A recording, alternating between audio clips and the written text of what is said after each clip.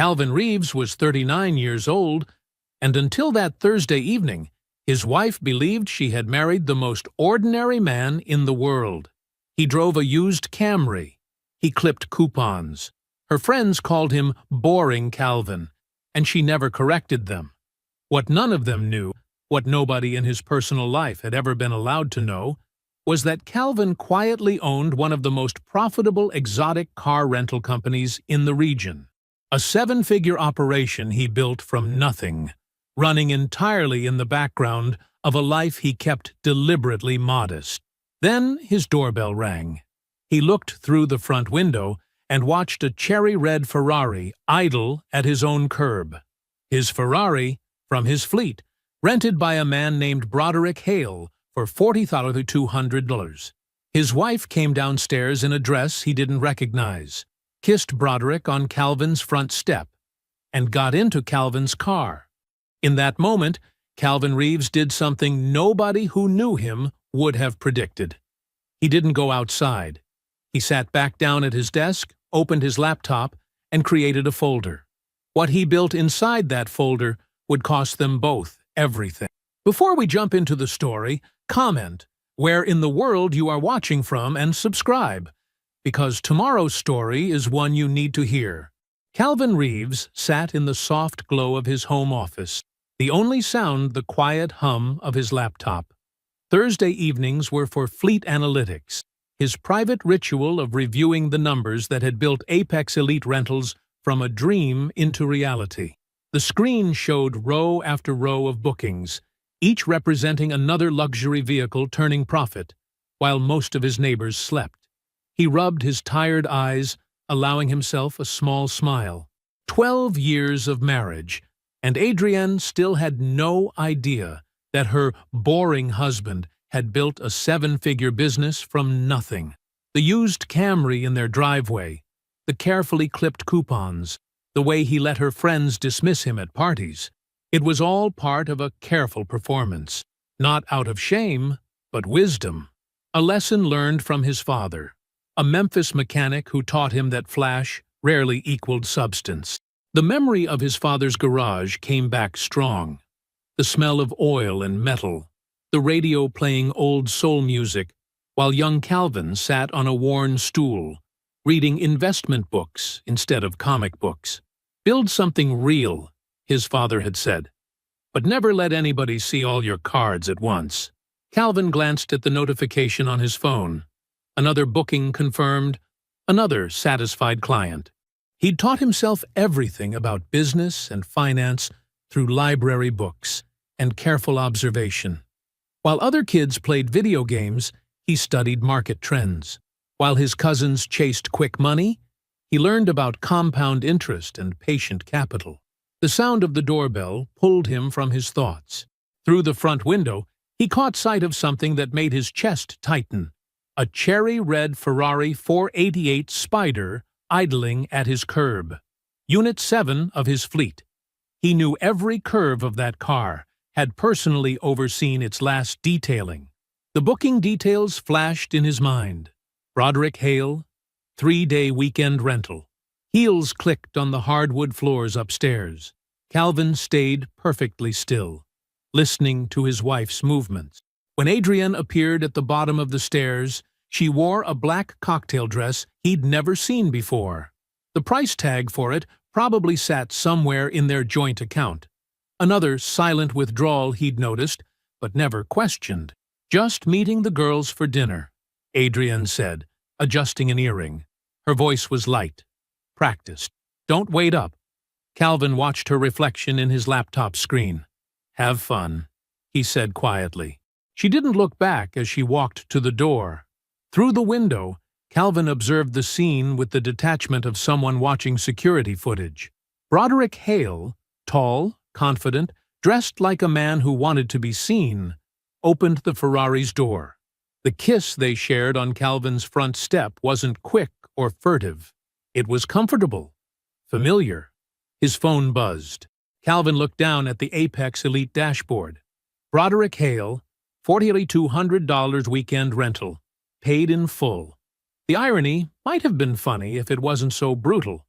This man was using Calvin's own car, paid for with Calvin's own platform, to romance Calvin's wife. The Ferrari's engine purred as it pulled away. Calvin sat in the growing darkness of his office, perfectly still. The urge to run outside, to shout, to demand answers, it rose and fell like a wave. But waves passed. Strategy remained. He looked at the laptop screen, at the numbers that had built his quiet empire. All those years of watching, waiting, building in silence, they had taught him patience. And patience, right now, was the only card worth playing. With slow, deliberate keystrokes, Calvin opened a new folder on his desktop. He named it simply Adrienne. The cursor blinked in the empty space, waiting.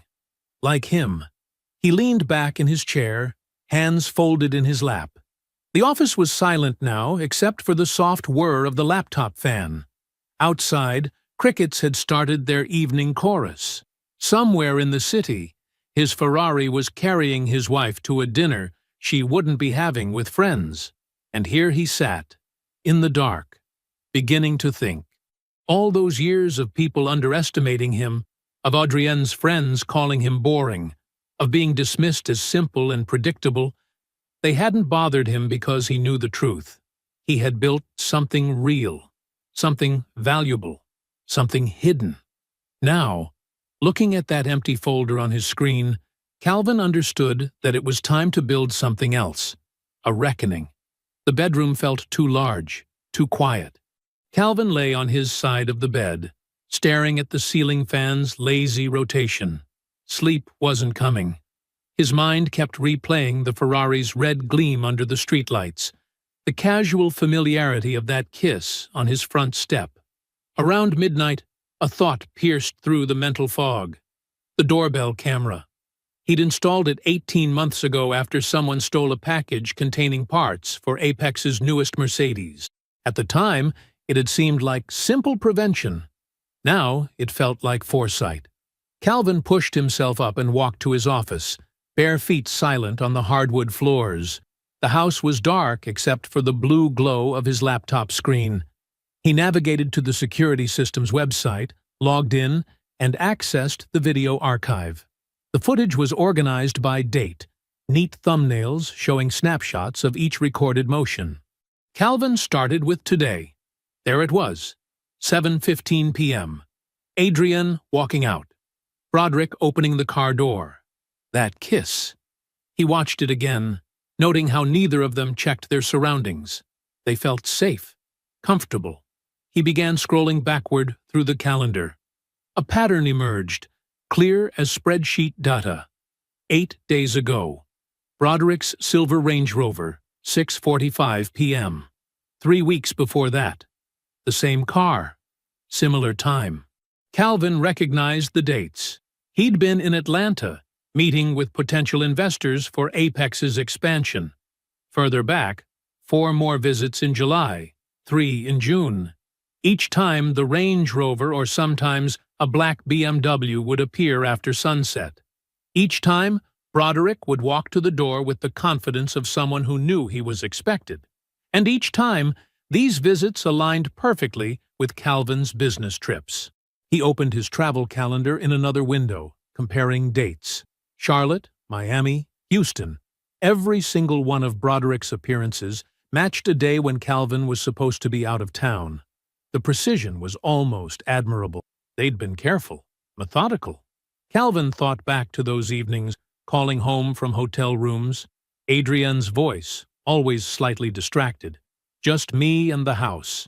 You know, I like the quiet when you're gone. He'd attributed her distance to the natural drift of a 12-year marriage. How convenient that explanation had been. His phone lit up with a text. Adrienne's name appeared on the screen. Hope dinner's good. Don't wait up. Calvin stared at the message. The casual deception of it, the easy lies wrapped in manufactured warmth, it should have made him angry. Instead, he felt a strange clarity. He took a screenshot, created a new subfolder in the Adrienne directory labeled Communications, and saved it.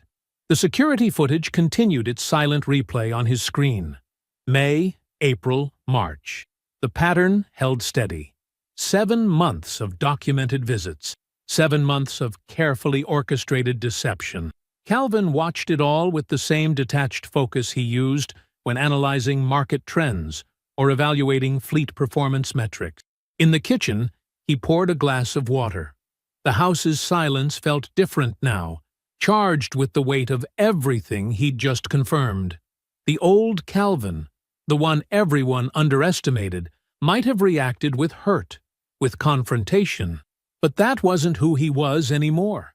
That wasn't who he'd been for a long time.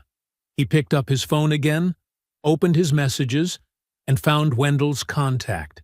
His uncle had run client relations at Apex since the beginning, the only person who knew the full scope of what Calvin had built. If anyone could get him the information he needed quickly and discreetly, it was Wendell. Calvin composed the text carefully.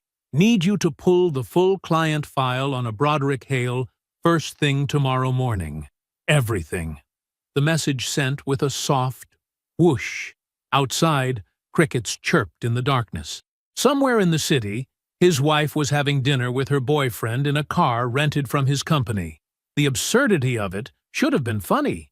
Instead, it felt like the first piece of a puzzle he hadn't known he was assembling. He sat at the kitchen counter, letting the darkness wrap around him. No lights, no movement, just the quiet ticking of the clock on the wall and the steady rhythm of his thoughts falling into place.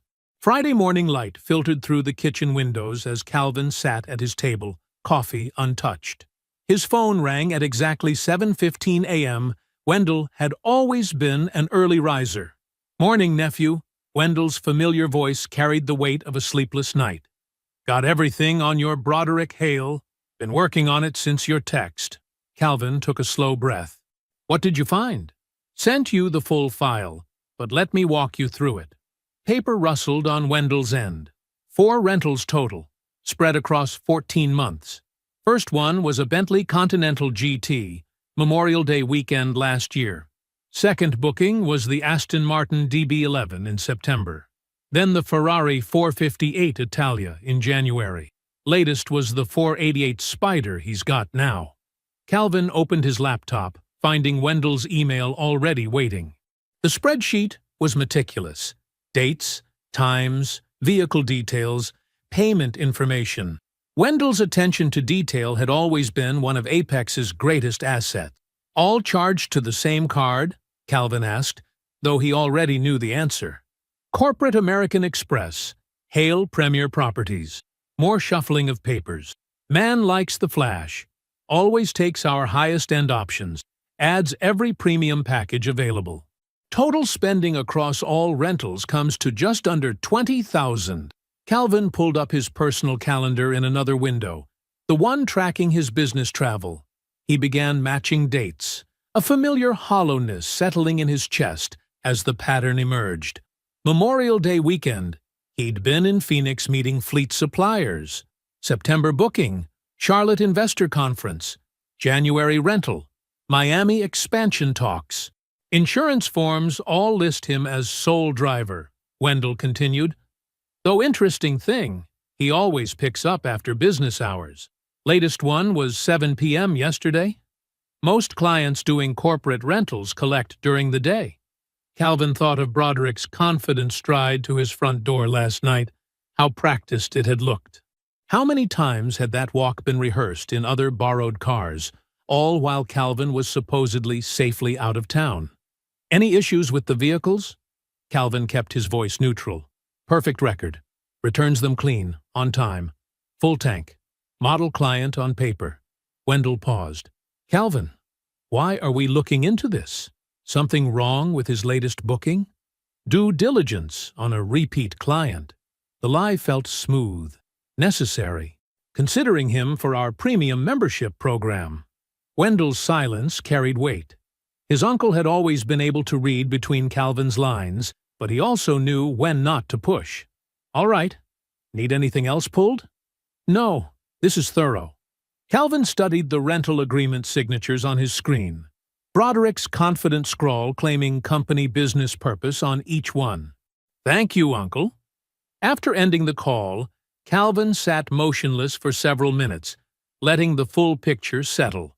Broderick Hale had spent nearly $20,000 of his company's money renting luxury cars from Calvin's business. Not for clients, not for deals, but to impress Calvin's wife. The calculated arrogance of it was almost artistic. He opened the Adrienne folder, creating a new section for the Apex records. Each rental agreement told its own story now. Dates chosen specifically for Calvin's absences, cars selected for maximum impact. Even the pickup times showed planning, arranged for when neighborhood activity would be minimal. Calvin picked up his phone again, scrolling to another familiar number. It rang twice. Calvin. Priya's voice was clear, professional. Early for you to call. Need your help with something. He turned to face the window, watching morning traffic pass. I want a complete marital asset review. Every account, every transaction, going back 3 years. The silence on Priya's end was brief, but loaded. As both his attorney and friend, she understood that this request marked a line being crossed. What level of detail? Everything. Joint accounts, individual accounts, credit cards, investments, any movement over $100. That's comprehensive. Her tone remained neutral. Timeline? Preliminary, by Monday if possible. I'll clear my weekend. Papers shuffled.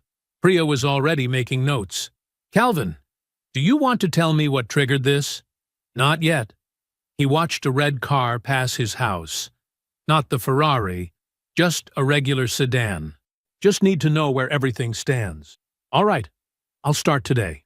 A pause. Call if you need anything before Monday. Calvin ended the call and turned back to his laptop. He created another subfolder in the Adrienne directory, labeled it Financial, and began uploading the Apex rental records. Each document represented a choice Broderick had made, a calculated risk taken with company funds. Each date marked a time Adrienne had chosen deception over truth. The coffee beside him had gone cold, untouched. Monday morning sunlight streamed through the floor-to-ceiling windows of Priya's downtown office. Calvin sat across from her at the polished conference table, watching as she methodically arranged stacks of documents. Her movements were precise, almost surgical, as she created an orderly timeline of financial records. I cleared my entire weekend for this, Priya said, her voice carrying the weight of discovered certainties. She slid the first set of papers toward Calvin. The joint account analysis is where we start. It tells the clearest story. Calvin leaned forward, studying the highlighted transactions. Each page showed regular withdrawals, $200 here, $350 there, sometimes as much as $500, but never more. Small enough to seem routine, regular enough to add up. She was careful, Priya continued, tapping a manicured nail against a particularly dense cluster of transactions. Never took enough at once to trigger fraud alerts or catch your attention. But over 2 years, she pulled out a summary sheet. The total diversion comes to $47,000. Calvin's expression remained neutral, but his fingers tightened slightly on the paper's edge. Where did it go? Priya extracted another document from her stack. Most of it traces to this savings account at First Regional. She slid the account summary across. Opened 26 months ago. Sole owner Adrienne Reeves. Current balance just over $38,000. And the remaining $9,000? That's where it gets interesting. Priya's tone sharpened. Some went to cash withdrawals we can't track. But about $4,000 came from an unauthorized source entirely. She produced another document. This transfer came from the operating account of Cedar Heights LLC, your rental property holding company, an account Adrienne has no legal authorization to access. Calvin studied the transfer record. The date was familiar, right around when Adrienne had started talking about launching her lifestyle brand. That moves this beyond divorce territory. Correct. Priya's eyes narrowed. Unauthorized access to a business account is a civil liability issue at minimum. Depending on how she gained access, there could be other implications. She stood, walking to a side table to pour water for them both. But there's more. The kitchen renovation from last spring raised several red flags. Calvin accepted the water glass, but didn't drink. The $40,000 remodel she insisted on managing. The same. Priya returned with another folder. I contacted the contractor directly. The final scope of work was significantly reduced from the original quote. Fewer custom cabinets, standard rather than premium fixtures, no island extension. She laid out the revised work order. The actual cost came to $22,000, but you reimbursed her for the full $40,000 from your joint account. $18,000. Calvin's voice was quiet. She pocketed the difference. The contractor assumed you knew about the changes. She presented herself as managing the project on your behalf. Priya's expression tightened. There's a pattern here, Calvin. Systematic financial deception over an extended period. Small extractions that became larger ones. Unauthorized access to business accounts. Fraudulent reimbursement schemes. She was building an exit fund, preparing to leave on her terms, with a cushion built from your money. Calvin stood, walking to the window. Downtown traffic flowed below. People moving through their Monday routines, unaware of private dissolutions happening in glass towers above them. Document everything, he said finally. But don't file anything yet. You want to hold? Priya's tone was neutral, but questioning. I need the full picture before we move. He turned back to face her. How long can we sit on this? Given the statute of limitations on the financial issues, we have time. She began gathering the documents into a fresh folder. But Calvin, this type of behavior rarely improves. If anything, the pattern suggests escalation. I understand. He accepted the folder from her, its weight substantial with evidence. Send me your full report by end of day. I'll let you know when I'm ready to proceed. Back in his car, the used Camry that had become its own kind of camouflage, Calvin placed Priya's folder carefully in his briefcase. The Adrienne file was growing, each new addition revealing deeper layers of calculated deception. He checked his watch. Still time to stop at the grocery store. Maintain the routine Adrienne expected. Driving home, he mentally reviewed the dinner he'd planned to cook. Something simple, but time-consuming. Something that would explain his absence all morning. Something that would let him stand at the counter and chop vegetables with steady hands while his mind processed numbers. $47,000. $18,000. 2 years of small withdrawals, adding up to one massive betrayal. He would make dinner. They would eat. She would ask about his morning, and he would mention running errands. Life would continue its performance, while beneath the surface, evidence accumulated in carefully labeled folders. Monday evening's kitchen held the warm aroma of herb-roasted chicken and garlic. Calvin moved with practiced ease, plating the food while Adrienne leaned against the counter, wineglass in hand. Her smile carried the relaxed confidence of someone who believed they held all the cards. "This looks amazing," she said, sliding onto her usual chair. "I feel like we haven't had a proper dinner together in ages." Calvin set her plate down with care. "Work's been busy for both of us." He took his seat, noting how she'd positioned her phone face down, but within easy reach, a habit he'd started tracking 3 days ago. "Speaking of work," Adrienne twirled pasta around her fork. "I've been thinking about making some changes. Professional changes." "Oh?" Calvin kept his tone interested but neutral. "I've been developing this concept for a lifestyle brand. Curated home goods, entertaining tips, maybe some fashion elements." Her eyes lit up with genuine excitement.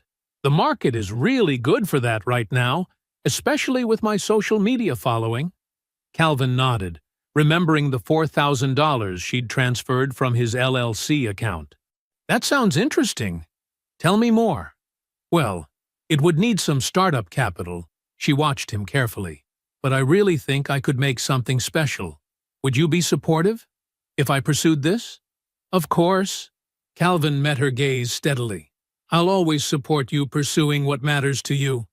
Her smile widened, missing entirely the precise meaning of his words. Over the next few days, Calvin maintained a flawless performance of domestic normality. He complimented Tuesday's takeout choices. He asked about her Wednesday lunch meeting. Thursday evening found them on the couch, sharing space while some reality show played. Her choice. He noted how often her phone buzzed, how she angled the screen away while typing responses. Between these moments of choreographed marriage, Calvin moved pieces into position. Tuesday morning, he called Wendell. "I need all future bookings from Hale Premier Properties flagged for my personal review," he said. "Route them through secondary approval before confirmation." "Any particular reason?" Wendell's tone suggested he already had theories. "Just keeping track of our high-value clients." Wednesday brought lunch at Morton's with Terrence Wade. Calvin had chosen the restaurant carefully. Upscale enough to suggest serious business, private enough for honest conversation. Wade arrived looking harried, the slight dishevelment of a man carrying too many concerns. "Appreciate you making time," Calvin said as they settled into a corner booth. "I know you're busy with the new development project." Wade's laugh held little humor. "Busy is one word for it. Speaking of which, this fleet partnership you mentioned, what exactly did you have in mind?" Calvin spent the next 20 minutes outlining a hypothetical arrangement between Apex Elite and Hale Premier Properties. Corporate rates, priority booking, the kind of deal that would justify this lunch. All while watching Wade's reactions to specific details. The expenditure tracking would be transparent, of course, Calvin mentioned casually. "All rentals itemized for your accounting department." Wade's expression tightened. Transparency would be refreshing. He pushed his salad around. "Between us, we're having some internal discussions about expense documentation. Certain charges that haven't been properly itemized. That must be frustrating, especially when those charges keep appearing without explanation." Wade's fork clinked against his plate.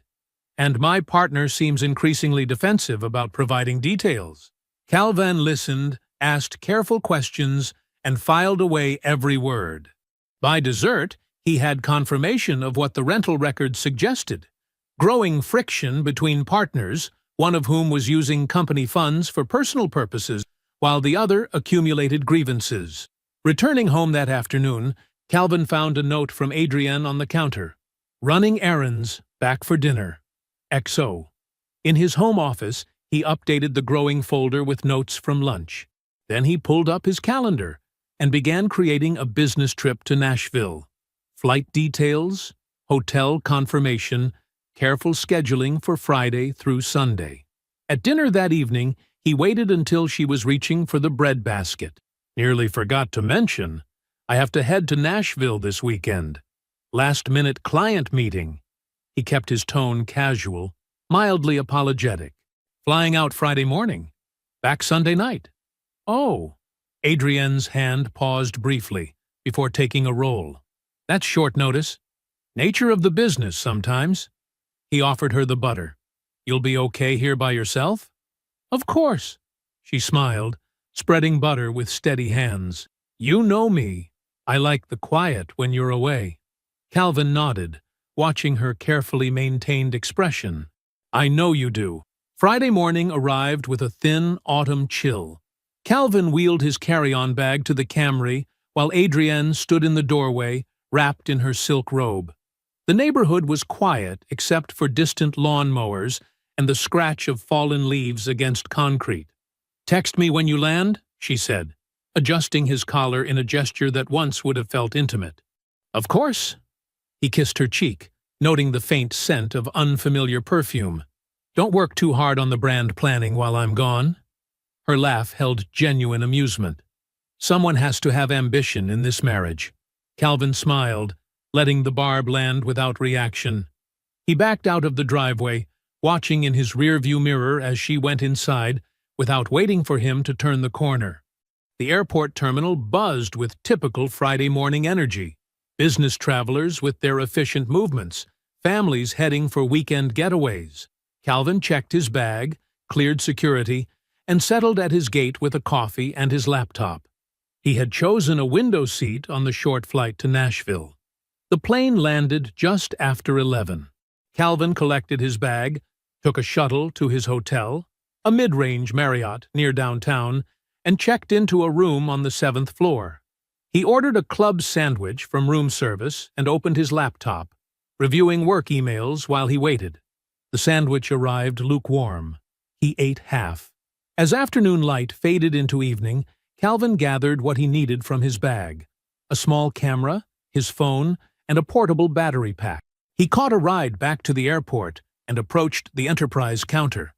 "Reservation for Charles Richards," he said, using one of Apex's business aliases.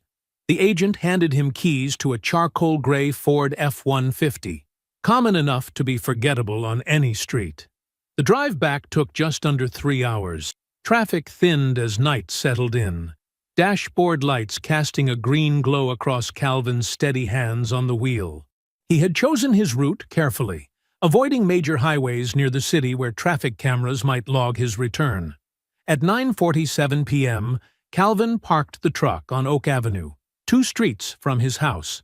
The residential block was dark and quiet, most windows already dimmed. He had an unobstructed view of his driveway through a gap between houses. A black BMW M5 sat in his driveway, Broderick's personal car, not an Apex rental. Calvin recognized it from previous surveillance photos. He activated the camera's night mode and documented the scene: timestamp, license plate, position in the driveway. The bedroom lights were on upstairs. The hours passed with glacial patience. Calvin kept his phone on silent, tracking movement through the house by lights switching on and off. At 11:20, the bedroom went dark. At 1:15, a brief kitchen light. At 3:40, the master bathroom. Dawn crept in with heavy fog, the kind that made all houses look slightly unreal. At 6:07 a.m., Calvin photographed Broderick's car still parked exactly where it had been. Evidence of a full night spent in Calvin's house, in Calvin's bed. His phone buzzed.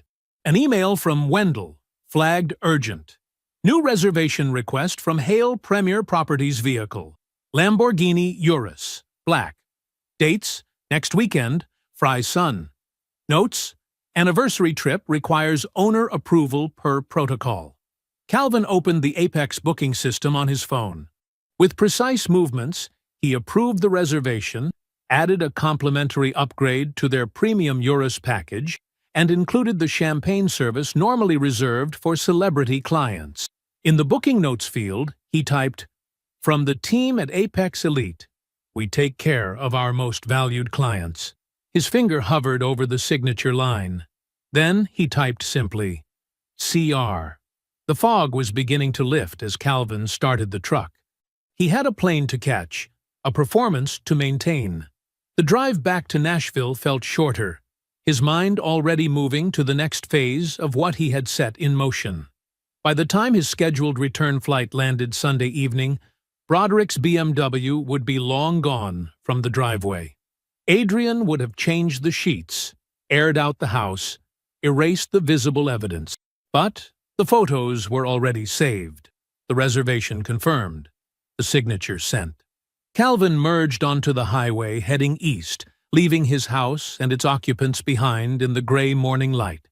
He had a flight to catch in Nashville, right on schedule. Monday morning arrived with steel-gray clouds and a hint of rain.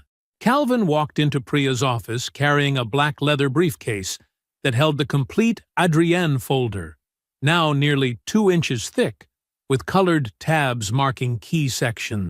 The weight felt significant in his hand. Priya's office occupied a corner suite in a renovated brick building downtown. Her desk, as always, was precisely organized, files aligned, pens arranged, everything in its place. She gestured to the conference table where they had spread out the initial financial records a week ago. "Show me what else you've gathered," she said, adjusting her reading glasses. Calvin opened the briefcase and removed the folder. He placed it on the polished wood surface with deliberate care, like setting down something volatile. The tabs created a rainbow edge, red for financial records, blue for surveillance, yellow for rental documentation, green for the renovation fraud. "Everything's here," he said. "Every transaction, every rental, every unauthorized access. The whole story." Priya opened the folder and began methodically reviewing each section. Her expression remained neutral, but her eyebrows lifted slightly at certain documents, particularly the photographs from Saturday morning showing Broderick's car in Calvin's driveway at 6:07 a.m.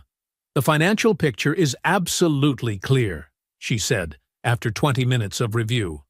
"Adrienne's systematic withdrawal of funds over 2 years demonstrates intent. The unauthorized transfer from your LLC account crosses a serious legal line. The renovation fraud provides additional evidence of calculated deception." She looked up. "In terms of divorce proceedings, your position is exceptionally strong." Calvin nodded. "And the rental records? They establish a clear timeline of the affair and document Broderick's misuse of company resources. More importantly, they demonstrate premeditation. He deliberately scheduled these rentals around your business travel." Priya closed the folder. "I can file everything tomorrow if you want." "Not yet," Calvin said. "Hold the documents, but have them ready. I need to make one more call first." He took out his phone and dialed Terrence Wade's direct line. Wade answered on the second ring. "Calvin, good morning. How are you?" "I'm well, Terrence. Do you have a moment? There's something I need to bring to your attention as a matter of professional courtesy." There was a brief pause. "Of course. What's on your mind?" Calvin kept his voice measured, factual. "In reviewing Apex Elite's rental records, I noticed that Broderick's company card has been used to expense personal luxury vehicle rentals consistently over the past 14 months. The total charges exceed $40,000, none of which appear to be legitimate business expenses." The silence on the other end lengthened. When Wade spoke again, his voice had cooled noticeably.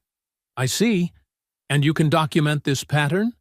Every rental, every date, every charge. I appreciate you bringing this to my attention," Wade said. His tone suggested he was already thinking several moves ahead. "This information will be helpful in some discussions I need to have internally." "I thought it might be," Calvin said simply. After ending the call, he looked at Priya. "Wade will move quickly now. He's been looking for leverage in their partnership dispute. This gives him what he needs." Priya nodded, understanding. "And the next step?" Calvin picked up his phone again and scrolled to Gloria Whitfield's number. He had called Adrienne's mother exactly twice in 12 years of marriage. This would be the third time. The phone rang 3 times before Gloria answered, her voice carrying its usual note of barely concealed condescension. "Calvin? This is unexpected." "Hello, Gloria. I was hoping to ask a favor." He kept his tone warm, pleasant. "Would it be possible for Adrienne and me to join you for dinner this Sunday? Just family? There's something important I'd like to share." "Well," he could hear her mental calculations, "I suppose that would be fine. Around 6? 6 would be perfect. Thank you, Gloria." After hanging up, Calvin sat quietly for a moment. The Adrienne folder lay closed on the table between him and Priya. Months of evidence, years of deception, all of it documented and organized and ready. He picked it up and placed it carefully in his briefcase. "Sunday is 4 days away," Priya said. Calvin closed the briefcase latches with 2 soft clicks. "Yes," he said. "It is." The gray clouds outside had thickened, threatening rain. Calvin could see his reflection in Priya's office window, calm, contained. A man who had waited long enough. Gloria Whitfield's house sat on a corner lot in an old money neighborhood, its brick facade and manicured shrubs projecting exactly the image she had spent decades maintaining. Calvin parked his Camry at the curb at 5:57 p.m., the Adrienne folder resting in his briefcase on the passenger seat. Through the dining room window, he could see Adrienne already seated at the table, laughing at something Gloria had said. The autumn air carried a slight chill as Calvin walked up the brick path to the front door. He adjusted his navy sport coat, the one Adrian had always said made him look presentable, and rang the bell. Gloria opened the door wearing an apron over her designer dress, the picture of domestic sophistication. Calvin, right on time as always. Her smile carried its usual hint of evaluation. Come in. Dinner's nearly ready. The house smelled of roasted chicken and fresh bread. Gloria's standard Sunday menu. Adrienne rose to greet him with a quick kiss on the cheek, her perfume familiar and suddenly strange. I got here early to help Mom with the sides, she said. Calvin nodded, noting how relaxed she was, how certain of her ground. Can I help bring anything to the table? He asked Gloria. No need. Everything's ready. Just have a seat. Gloria carried in a platter of perfectly browned chicken. I made your favorite rosemary potatoes, Calvin. They settled into their usual chairs. Gloria at the head of the table, Adrienne and Calvin facing each other across its polished mahogany surface. The briefcase rested against Calvin's chair leg. Gloria said, "Grace," her usual brief blessing, while Adrienne bowed her head demurely. The first few minutes passed in ordinary dinner conversation. Gloria discussed her garden club's upcoming fall competition. Adrienne mentioned a charity event she was helping organize. Calvin listened, responded appropriately, and waited until the initial eating rhythm had been established.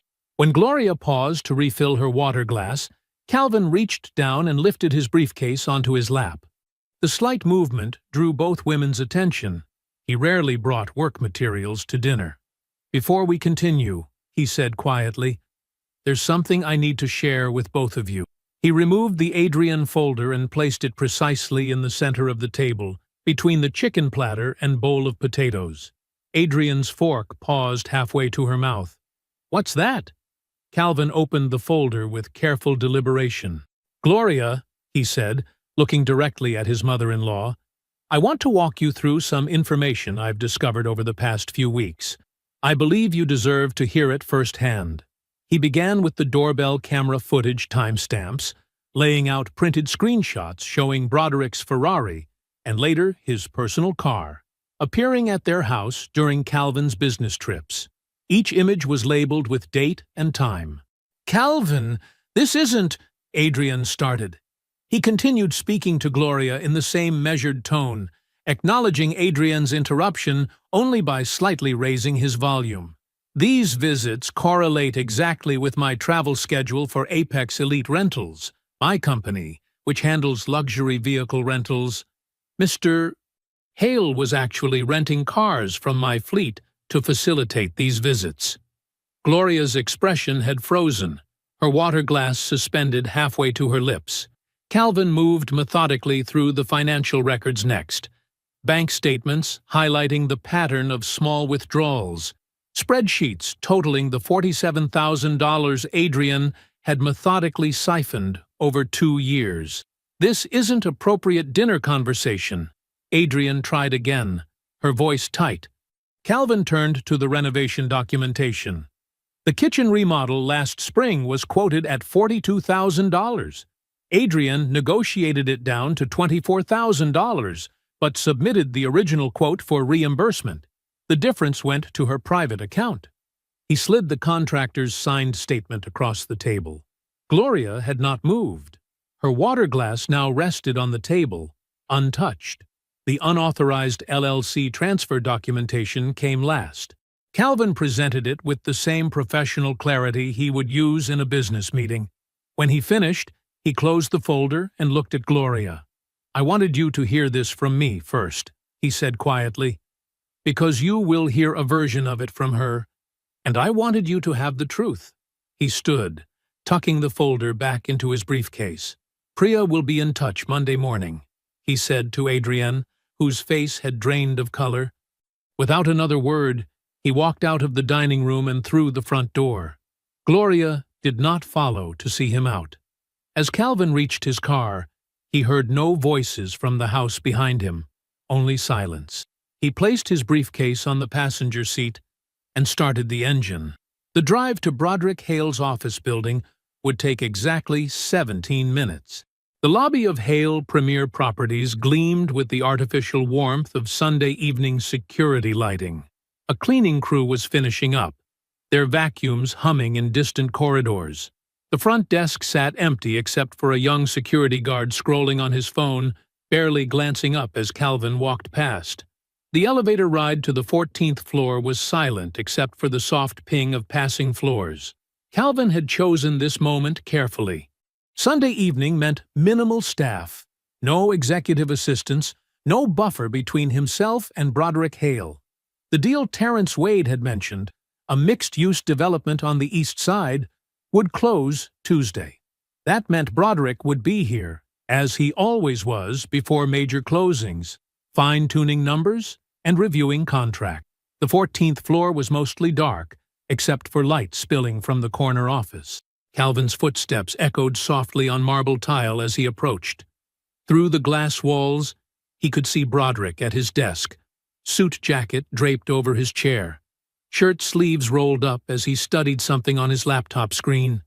The Ferrari's key fob sat next to his mousepad. Unit 7, still in his possession for another day. Calvin opened the door without knocking. Broderick looked up, his expression shifting from irritation to recognition to something more complex. He had always known exactly who Calvin was. That was part of the thrill, Calvin realized. Dating a colleague's wife might be risky, but seducing the wife of someone you considered beneath you? That was power. "Mr. Reeves," Broderick said, recovering quickly. "This is unexpected." Calvin sat in one of the leather chairs facing the desk, placing his briefcase on his lap. "I'll be brief." He removed 2 documents and laid them precisely on the polished desk surface. The first was an Apex Elite invoice, professionally formatted, itemizing every rental Broderick had made over the past 14 months. Each entry had been recalculated at personal rather than corporate rates, with breach of commercial use penalties applied per the rental agreement Broderick had signed. The total at the bottom was substantial, just over $27,000. The second document was a summary of expenditure queries Terrence Wade had submitted to their company accountant that afternoon. The highlighted items included every car rental, every dinner, every hotel charge Broderick had filed as business expenses while pursuing Adrienne. Questions that would now require detailed explanation. Broderick glanced at both papers, his jaw tightening almost imperceptibly. The office was silent except for the distant hum of the building's ventilation system. "You rented 4 cars from my company," Calvin said quietly. "You used my cars to take my wife to places funded by money she stole from me, and you expensed your half to a partnership you're already losing." Broderick's fingers tapped once on his desk, the only visible sign of tension. "I assume you're here to negotiate." "No." Calvin's voice remained level. "I'm here to collect. The invoice is due in 30 days. Priya knows where your assets are."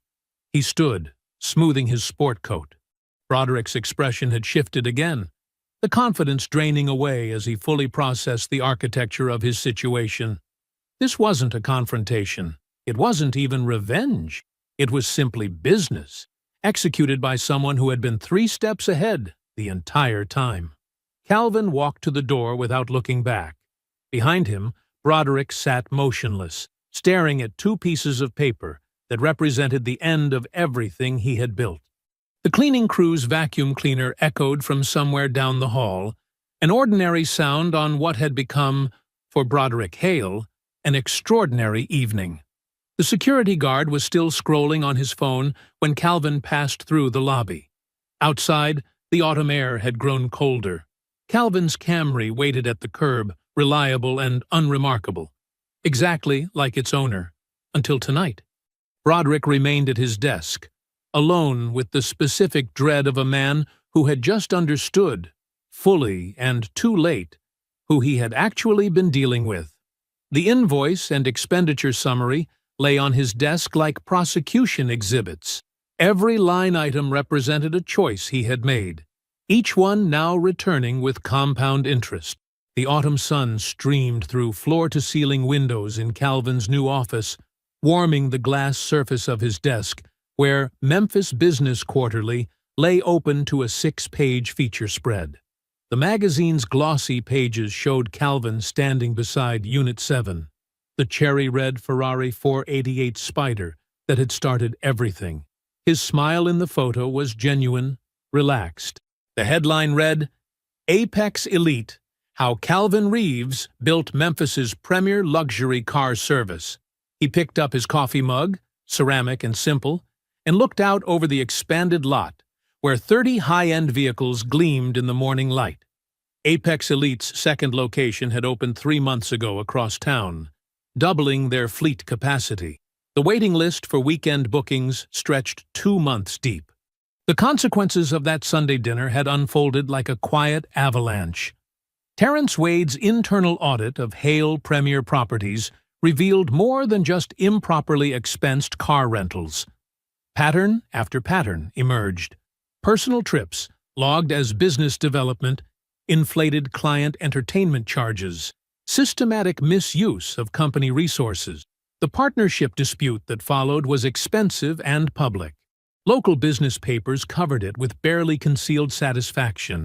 Watching Broderick Hale's carefully crafted image crumble had made for compelling copy. Broderick fought back, of course. But fighting required explaining, and explaining meant documentation. And documentation was exactly what he didn't have. By the time the dust settled, his ownership stake was significantly diluted, his decision-making authority restricted by new partnership agreements. He still had his title, but everyone in Memphis real estate knew what that title was worth now. The invoice Calvin had left on his desk that Sunday night, paid in full 30 days later, with a cashier's check delivered by courier. No note attached. Adrienne's portion of the story resolved with similar inevitability. Priya's filing was comprehensive, leaving no room for negotiation. The $47,000 she had siphoned became part of the settlement calculation, along with the renovation fraud and unauthorized LLC transfer. The lifestyle brand she'd been planning never materialized. Her carefully cultivated social media presence went quiet, then private, then dormant. She moved back to Gloria's house during the proceedings, expecting the unconditional support she'd always received. But Gloria had sat at that Sunday dinner table. She had watched her daughter face Calvin's evidence without denial or defense. Something fundamental had shifted in that moment, not just about Adrienne, but about Gloria's own role in creating her. The house that should have been a refuge became instead a quiet purgatory of abbreviated conversations and closed doors. Calvin's new apartment occupied the top floor of a renovated downtown warehouse. Floor-to-ceiling windows filled the space with natural light, more than the house had ever seen. The kitchen featured a professional-grade range where he cooked elaborate Sunday breakfast, rediscovering a hobby he'd somehow lost during the marriage. Friends visited often now. He hosted dinner parties. He laughed easily. He was not bitter. Bitterness required ongoing emotional investment in people who no longer deserved it. He had given the situation exactly as much energy as it required. No more, no less. The folder labeled Adrienne sat in a filing cabinet, untouched since the final settlement signing. Its work was done. His desk phone buzzed. "Calvin?" Wendell's voice carried its usual warm efficiency. "Got a new client inquiry for Unit 7. Full weekend rental, premium package." Calvin glanced out at the Ferrari gleaming in the morning sun. "Confirm it at full rate. Still the most popular car in the fleet," Wendell said. Calvin could hear the smile in his voice. "It always was," Calvin replied. He hung up and lifted his coffee mug, now empty. Through the windows, he watched a young couple approach the Lamborghini Urus, one of their newest acquisitions. Their excited gestures and wide eyes reminded him why he'd built this in the first place, not just as a business, but as a way to make dreams tangible, if only for a weekend. The magazine still lay open on his desk, his own face looking back at him from the glossy pages. He closed it and turned to his laptop, where fleet analytics and booking projections waited for review. There was work to do. There was always work to do, and he was grateful for it. I hope you enjoyed that one. Be sure to like the video and subscribe so you don't miss the next story. I've picked out 2 more for you that I think you'll really like.